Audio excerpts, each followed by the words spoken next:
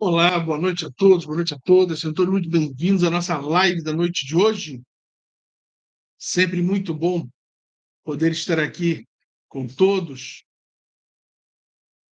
Muito bacana, muito bom. Obrigado sempre pela presença. Sempre muito bom.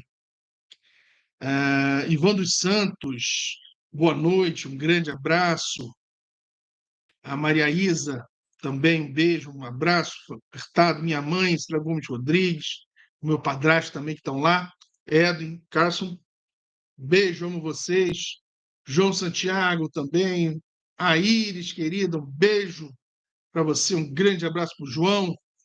Sejam todos muito bem-vindos na nossa live da noite de hoje, onde a gente vai discutir um tema interessante, um tema que surgiu, na verdade, lendo algumas questões, né, sobre alguns acontecimentos, digamos assim, dos últimos nos últimos dias, das últimas semanas, né, agora, justamente com a questão da França fazendo uma pressão para que a Europa entre nesse conflito com a Ucrânia, né? Luana, meu amor, te amo, um beijo.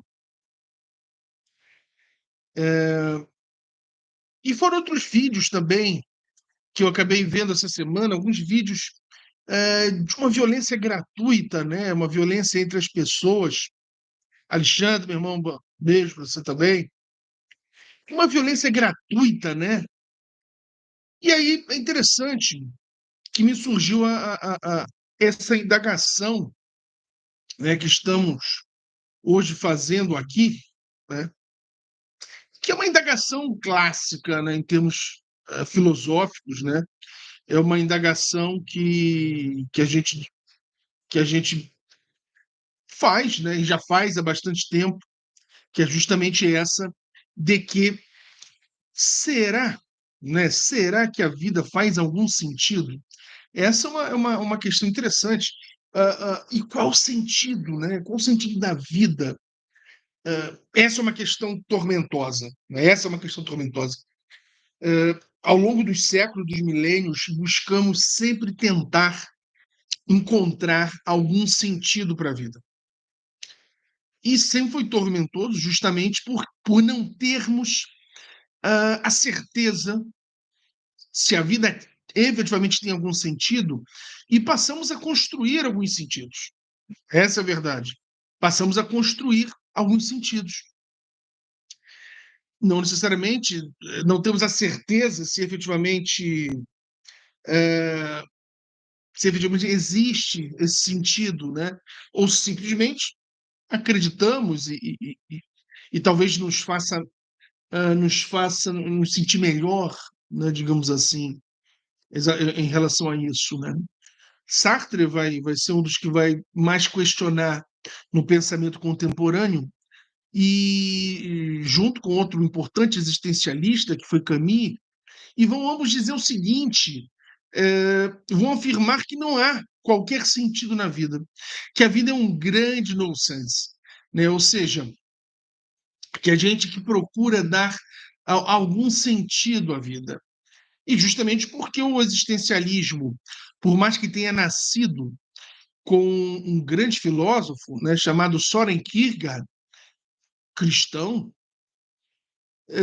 ele ganha realmente destaque, vai ser com Sartre, depois Camus, Simone de Beauvoir e vários outros, mas com um existencialismo ateu, né? Um existencialismo ateu. É curioso isso, né?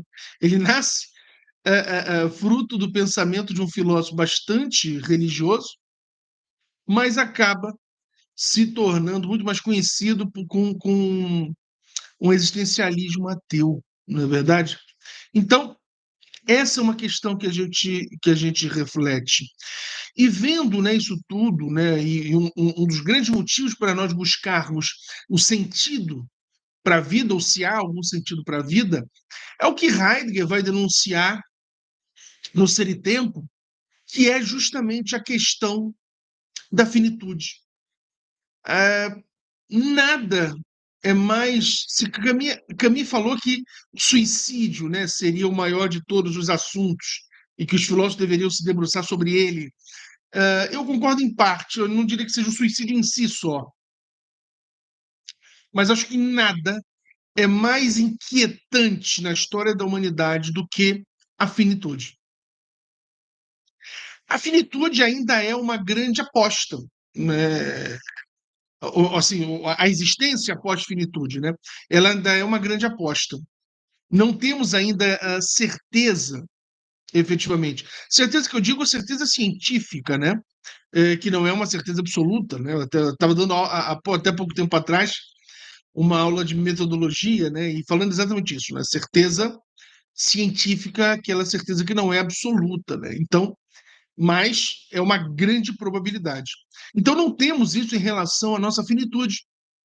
Não temos essa questão. E se não temos essa questão, passamos a construí-la, passamos a refletir a partir dela. E antes da filosofia, a forma pela qual o ser humano buscava tentar encontrar a, a resposta para a existência ou não de vida após finitude do corpo físico era através do conhecimento religioso. Né? Através do conhecimento religioso. O primeiro, aliás, o primeiro não, né? Não há tanta certeza, efetivamente, mas como acredita-se que alguns filósofos gregos foram para o Egito e beberam daquela fonte de conhecimento, como Pitágoras e talvez até Tales de Mileto, então provavelmente eles também deveriam acreditar na existência de uma vida pós-morte. Mas Sócrates já vai dar efetivamente a entender na crença da vida pós-morte, mas especialmente Platão. Né? Platão vai falar na República, no chamado mito de Er, aonde Er era um guerreiro que morria em combate, prestavam-se as libações fúnebres e tal, quase todas, né? E Er vai para o Vale dos Mortos, mas recebe a ordem de retornar do Vale dos Mortos para dizer aos homens que realmente existe vida após a morte. Poderíamos dizer que teve o que talvez hoje chamaríamos de experiência de quase morte, né? Talvez algo desse tipo, mas a ideia é que ele volta e vai explicar e dizer o que ele viu, o que ele presenciou no Hades, né? Que diferente do que muitos pensam, né? O Hades não é um inferno, né? O Hades é o espaço onde as almas após finitude do corpo vão. Então elas podem ir para locais muito bons, como Campos Elíseos, ou podem ir para locais terríveis, como Tártaro. Vai depender do seu merecimento, digamos assim, verdade? Então, a humanidade sempre buscou um sentido para a vida.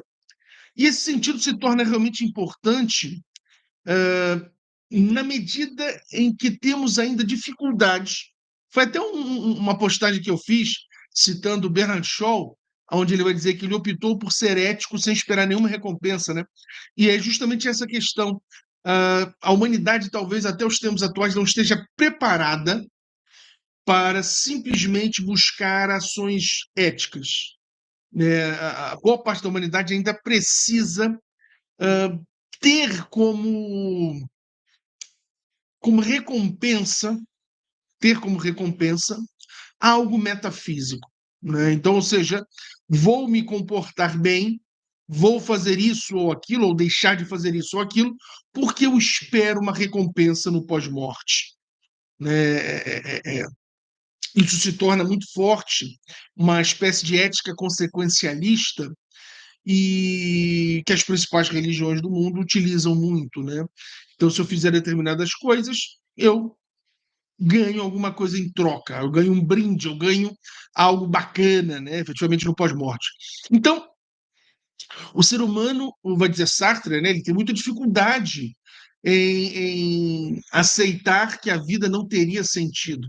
E eu falo com a tranquilidade de não concordar com Sartre, mas ele vai dizer que nós temos essa dificuldade que nós precisamos construir sentidos, criar, na verdade, criar sentidos. Não é à toa que Sartre vai dizer que não foi Deus que criou os homens, mas os homens que criaram a Deus, justamente por causa dessa solidão que nós temos. Talvez uma das características mais inerentes do ser humano seja a solidão. Nós somos seres que sofremos dessa solidão. Dessa solidão porque, vai dizer, não temos a capacidade de escutar a Deus. Não temos a capacidade de escutar a existência, a possível existência de outros seres e outros planetas, enfim, ou que passem por aqui, ainda não temos essa certeza. Então, nós somos seres solitários. E, enquanto solitários que somos, buscamos construir esses sentidos para dar algum sentido à nossa vida. Porque se acreditássemos que a vida não possui sentido, que após a falência do corpo físico, simplesmente teremos o nada, ou seja, o ser se torna o não ser, o ser humano não teria capacidade de continuar a viver sabendo disso. Aliás, olha, um grande amigo e professor querido, Luiz Abner de Holanda Bezerra, nome completo hoje, Luiz. Grande abraço. E a qual realmente eu discordo, né? Não acho ilógico que o ser se torne não ser. Então, para mim, nesse ponto, eu estou um pouco como Parmênides, no sentido de não da imutabilidade total do ser, mas de que o ser, a partir da sua existência, não mais poderá deixar de existir. Então, nesse ponto, eu estou com Parmênides.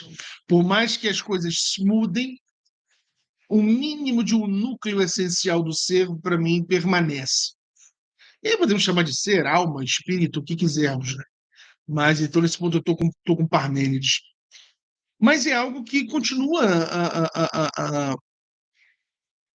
a nos indagar, né? Por exemplo, vivemos, trabalhamos, lutamos, acordamos cedo, né? Tentamos amealhar dinheiro, tentamos comprar bens, não é verdade? E aí vem sempre a pergunta: qual o sentido disso? Vemos essa violência hoje no mundo, e em pleno século XXI, né, onde, em tese, deveríamos já estar resolvendo a maioria dos nossos problemas através do diálogo, né, mas ainda a violência é um elemento que usamos bastante. E aí volta a questão: qual o sentido disso tudo? Vocês nunca se pararam e olharam para o céu, olharam para a vida de vocês e pensaram: o que eu estou fazendo aqui? Qual o sentido disso tudo? Qual o sentido de um sofrimento para alguém? Né? Qual o sentido da dor, da alegria? Percebe? Esse é o ato de filosofar. É o ato de tentar buscar respostas para, principalmente para essas, digamos, dúvidas existenciais. Isso muito relevante. E não é à toa, né?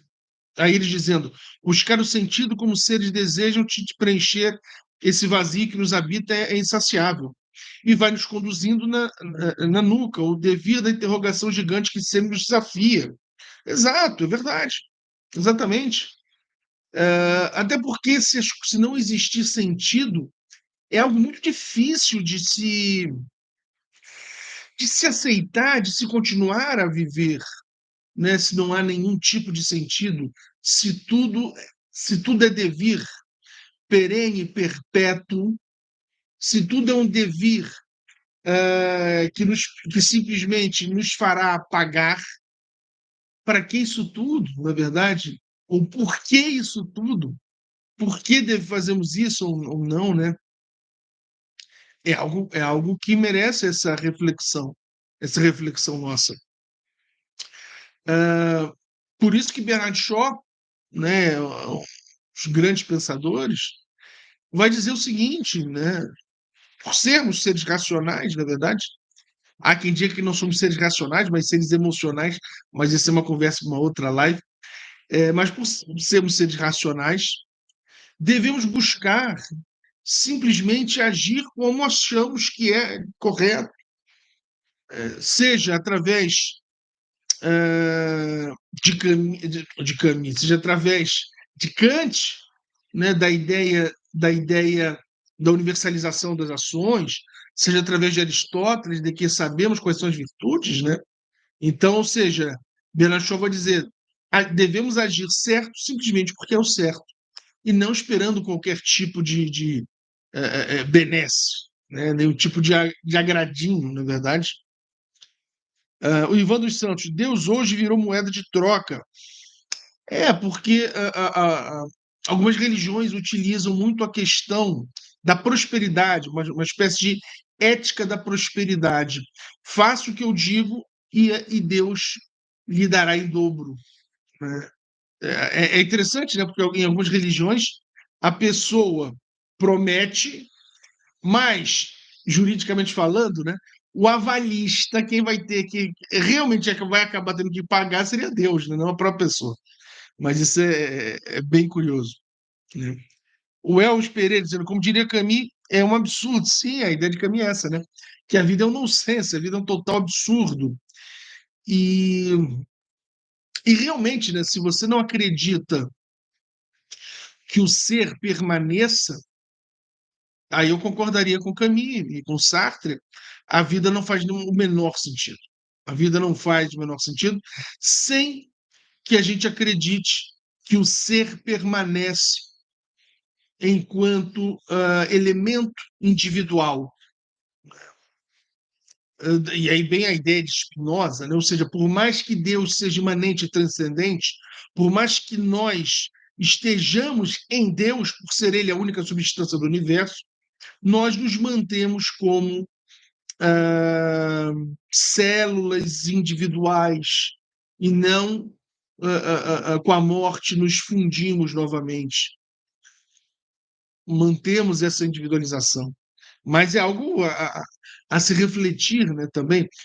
Em certa fase, o budismo acredita, salvo o melhor juízo, que na evolução voltamos, após muita evolução, voltamos a nos fundir a Deus, enfim. É uma questão curiosa, uma questão interessante.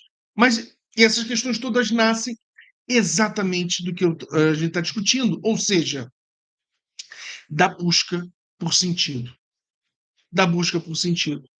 É engraçado que eu vi um filme, acho que eu falei outro dia, esqueci o nome do filme, já falei aqui, mas vou repetir, com o Robert Redford. A Luana depois me socorra com o nome do filme, esqueci.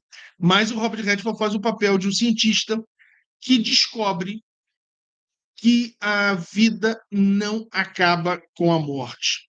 Ele não vai dizer, ele não sabe precisar direito o que acontece, ele não tem esses elementos, mas ele consegue comprovar cientificamente que o ser permanece após a morte do corpo físico. E o mais curioso foi que, em vez das pessoas amarem ainda mais a sua vida, curtirem ainda mais a sua vida física, um número enorme de pessoas optou por tirar a sua vida física para chegar à vida metafísica, né? É curioso isso. Abriu mão da vida física, que, aliás, isso é algo que muitas religiões pregam. Ou seja, abra mão da sua vida física em prol da sua vida metafísica. E, aliás, essa é a grande crítica de Nietzsche ao cristianismo, que, aliás, merece sempre mencionar que Nietzsche não e nunca criticou Jesus histórico. Quem Nietzsche critica é o Jesus das religiões. Para Nietzsche, Jesus foi um cara extremamente incrível, o maior ser, segundo ele próprio, vai dizer no humano demasiadamente humano, que se Spinoza foi o maior intelectual que caminhou na Terra, Jesus foi o maior ser que caminhou na Terra. Então, ele rendia homenagens, ele achava Jesus incrível mesmo, mas não o Jesus que, segundo ele, foi construído pelas religiões. O Jesus que ele acredita é o Jesus histórico, que amava efetivamente porque percebeu que era isso que realmente fazia aumentar a sua vontade de poder, a sua vontade de potência. Né? O Leandro Brito, se estamos em uma simulação, talvez nosso eu real tenha uma outra consciência sobre esse processo que vivemos aqui. Talvez seja pura experiência do usuário da Matrix. Essa é uma discussão. Essa é uma discussão que se trava assim na filosofia. Será que isso aqui tudo não é pura e simplesmente uma mera projeção, uma mera simulação? Não posso te responder, não sei. Agora, é possível. Filosoficamente pensando, é possível sim. É possível sim. E aí tem até uma teoria, né? Uma teoria astrofísica, né? Dos astrônomos e tal, que quando alguns perguntam se existe vida em outro planeta, por que eles não fazem contato? E a resposta, uma das respostas possíveis, né? Tem vários, paradoxo do Fermi e tal, mas uma das possíveis é a teoria do zoológico universal. Né? Ou seja, somos pequenos, ignorantes demais para que uma civilização realmente inteligente se interesse em dialogar conosco. Né? Assim como nós não dialogamos com uma formiga, não dialogamos com um percevejo, um gafanhoto, mesmo com outros bichos mais bonitinhos, né, como um gado, um cachorro, não dialogamos, né? Essa é a verdade. Temos racionais, podemos amá-los até, mas não dialogar nesse sentido. E aí, obviamente, seria uma questão desse tipo, né? Mas, enfim, são questões que nos fazem balançar. Será que existe essa possibilidade? Será que isso aqui é uma simulação? Será que estamos presos numa espécie de prisão? Um mundo prisão? São possibilidades e teorias, né, que são levantadas. O Elvis dizendo, sim, nesse ponto penso como Nietzsche. Precisamos das experiências da própria vida. É claro, claro que sim, concordo, Elvis. O maior absurdo que pode existir é alguém pedir para que você abdique da sua vida, que você não busque ser feliz, porque a felicidade não é desse mundo e você deve esperar uma recompensa futuro. Não! Jesus nunca falou isso. Abra mão da sua felicidade. Não! Obviamente que Jesus não falou isso. E quando ele mesmo quando ele menciona, por exemplo, para o jovem rico abrir mão dos seus bens, Jesus queria, no meu entendimento, era não se deixe levar apenas pelos prazeres mundanos, pelo hedonismo que esse seu dinheiro pode trazer. Até porque o dinheiro não é ruim. O ruim é o uso que nós fazemos do dinheiro, que pode ser uso bom ou uso ruim, né? Mas infelizmente é difícil dar um uso bom, né? Enfim, uh, portanto, e aí voltando, né? Então, como eu estava dizendo no filme do Robert Redford, e muitas pessoas passaram literalmente a abdicar da sua vida física. E essa vem justamente daquela ideia, né, imagino eu, que sempre a grama do vizinho é mais verde, né? Ou seja, é sempre melhor o porvir do que o que eu estou vivendo no agora. E eu sempre penso assim, né? E acho que é um grande erro, né? Acho que o agora ele é muito importante também. Isso não quer dizer, então viva de forma absurda, de forma hedonista, apenas uma busca pelo prazer. Não, claro que não. Não é só isso. Mas você também não precisa abdicar de tudo na sua vida apenas para esperar uma recompensa futura. Mesmo que exista Deus, e eu acredito que exista, talvez não como a gente imagina, enfim, mas não sabemos como seria, não há como pensar que ele espera que nós passemos aqui na Terra 70, 80, 90, 100 anos, e que sejam 100 anos de miséria, 100 anos de uma vida miserável, para aí sim, só depois que para a gente conseguir, numa outra esfera, um mínimo de felicidade. Não posso crer nisso. E acredito que nós não somos ainda felizes na Terra, justamente por um grande problema chamado ego. Né? E dessa palavra ego, né, vem o egoísmo, na verdade. E o exemplo que eu sempre gosto de dar, eu dou aula num programa de mestrado que fica na África. E uma das coisas que mais me chamou a atenção é a diferença dos alunos em termos comportamentais com os alunos brasileiros e portugueses, que eu tive e tenho. E qual é a diferença? Essa questão. Não há um grau de competição tão grande. Pelo contrário. Então, eu dou aula nesse programa de metodologia da pesquisa. Então, eu dou aula e eles trazem o projeto e a gente vai ajeitando, eu vou falando o que está certo, o que está errado e tal. E eles se ajudam. Isso é muito curioso.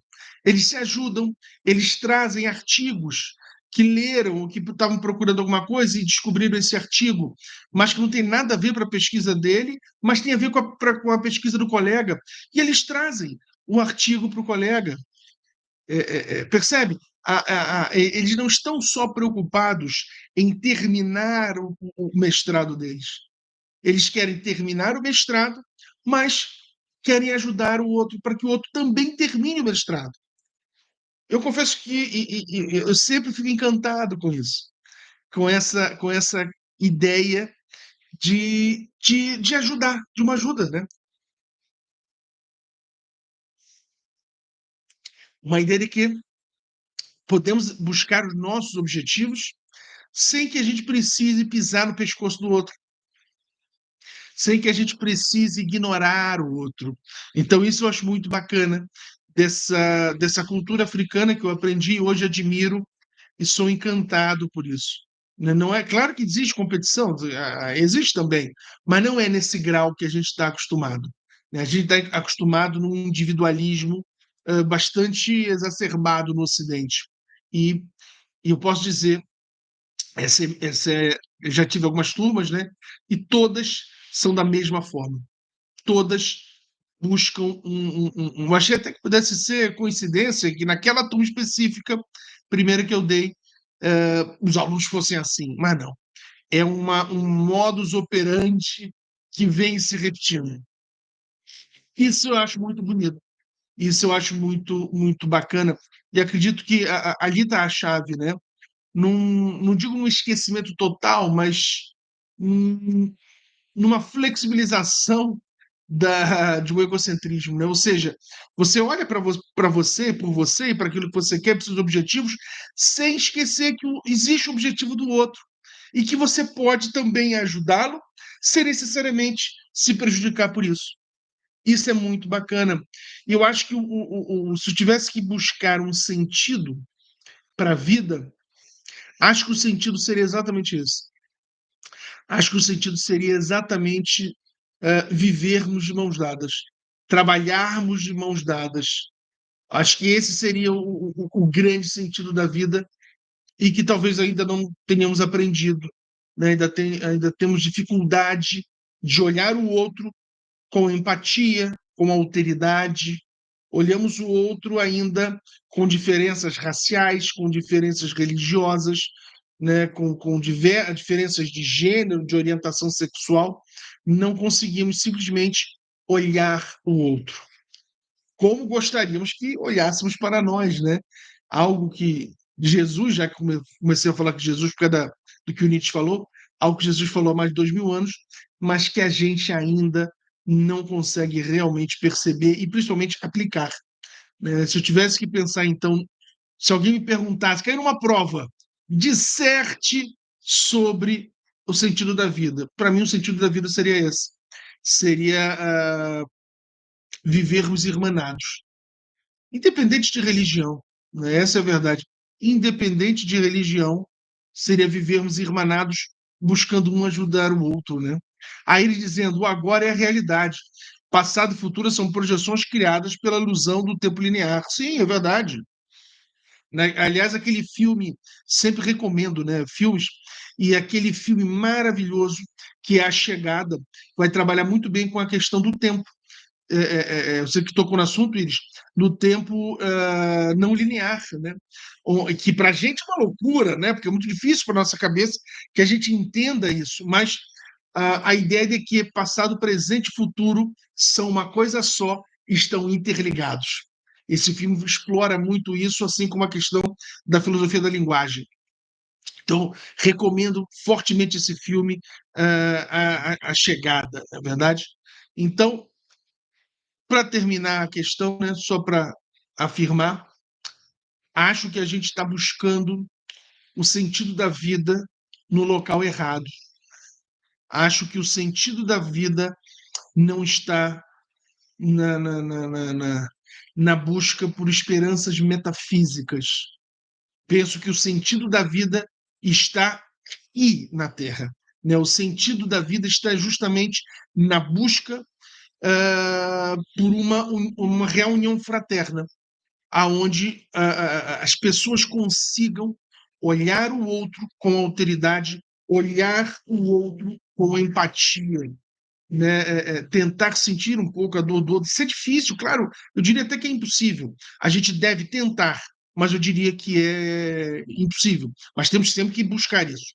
Então, eu acho que essa seria a grande questão, o grande sentido da vida. Porque ao adquirirmos esse sentimento fraterno, eu penso que estaremos mais próximos, não apenas entre nós, mas numa possível existência de alguma divindade. Né? Penso, não é à toa que Jesus vai dizer, né? Ninguém pode amar a Deus sem amar ao próximo. Então são coisas incongruentes. Portanto, acredito que a gente está olhando errado para Deus. Ao invés da gente estar olhando para cima, para Deus, devemos estar olhando para os lados. Né? O filme que eu falei, oi, Nilson, tudo bom? Acho que o filme que eu falei é Interestelar. Oh, Interestelar que eu li aqui agora foi A Chegada. Muito bom. O outro que comentaram aqui, quem foi comentou foi o Leandro Brito, que falou Interestelar também. Excelente, exatamente, Leandro.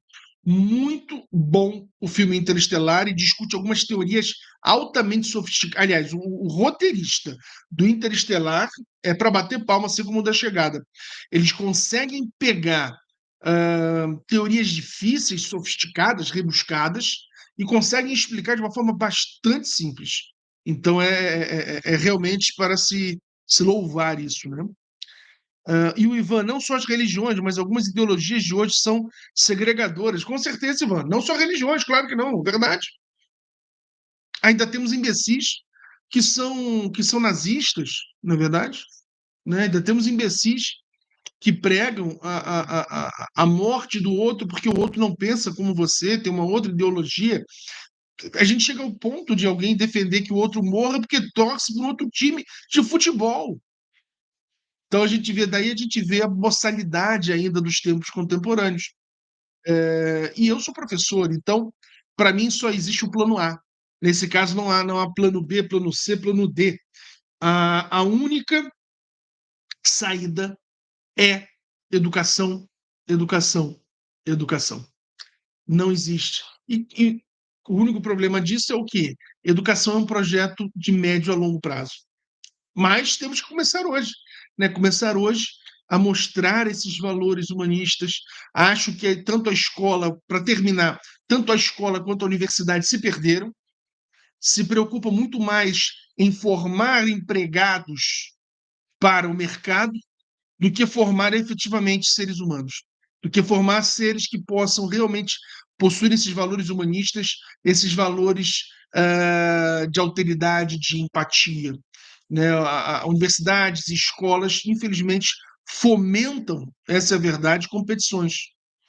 Essa é a grande questão. Fomentam competições. Cada vez mais competições, competições, competições.